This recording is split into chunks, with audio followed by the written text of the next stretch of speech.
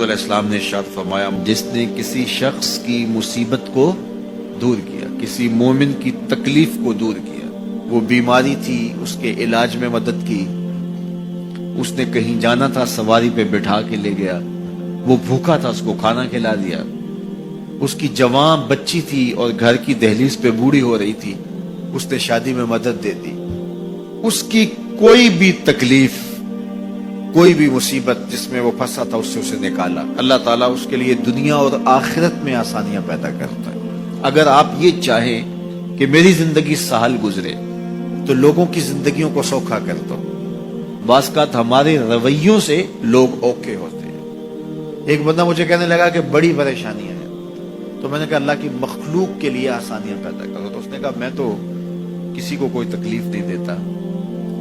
میں نے کہا کہ آپ کے گھر کے سامنے گلی کتنی چوڑی ہے؟ تو وہ کہنے لگا 12 فٹ کی گلی ہے۔ تو میں نے کہا کہ آپ نے جو تھڑا بنایا ہے وہ کتنا آپ نے بنایا؟ کہتا 3 سیڑھیاں۔ تو میں نے کہا کہ یہ اللہ کی مخلوق کو تکلیف نہیں ہے؟ 12 فٹ کی گلی ہے، لوگوں کی بیچاروں کی کبھی گاڑیاں بھی گزرتی ہیں، جنازے بھی گزرتے ہیں، اور تم نے 3 سیڑھیاں اس گلی کے اندر رکھی ہوئی ہیں، اور تم سمجھتے ہو کہ میں کسی کو تکلیف نہیں دے رہا۔ تم لمحہ لمحہ اللہ کی مخلوق کو تکلیف دیتے ہو۔ میں گزرا ایک گلی سے تو اچانک لائٹ چلی گئی تو میرا گھٹنا زور سے ٹکرایا تو زخمی ہوا۔ کتنے دن زخمی رہی پرانی بات ہے۔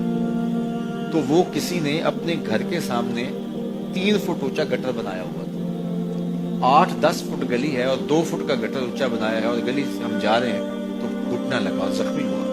پتہ نہیں کتنوں کے زخمی ہوئے ہوں گے، کئی بیمار گرے ہوں گے، لیکن اس نے اس کو ہٹایا نہیں ہے، اس لیے کہ وہ سمجھتا ہے کہ گلی پر اتنا تو میرا حق ہے۔ ہمارے دین نے تو ہمیں کس قدر آسانیاں سکھائی ہیں، کس قدر سہولتیں ہمارے دین نے ہمیں دی ہیں، اور لوگوں کی جان سوکھی رہے، لوگوں کو تکلیف میں مبتلا نہ ہونے دیں، لوگوں کو اذیت میں مبتلا نہ ہونے دیں۔ میں تو یہ بھی دیکھتا ہوں کہ لوگ 12 فٹ کی گلی ہے اور اس کے اندر دکان ہے، تو سامنے اس طرف کا جو ہے وہ موٹر سائیکل کھڑا کر کے تو اندر سے جو ہے وہ کوئی چیز خرید رہے ہوتے ہیں، تو باہر سے کوئی بیچارہ آ کے ہارن دے رہا ہو، اور کھلو جا، کوئی نہیں ٹکالی پہ۔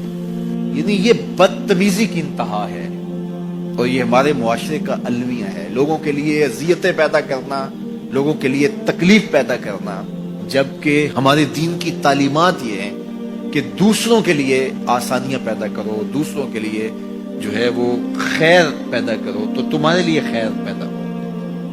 تو اس لیے فرمایا گیا کہ جس نے کسی شخص کے لیے آسانی پیدا کی تو اس کے لیے بھی آسانی پیدا ہوگی، لیکن صرف دنیا پہ نہیں ہوگی بلکہ اس کے لیے اس کے بدلے میں آخرت میں بھی آسانی پیدا ہوگی۔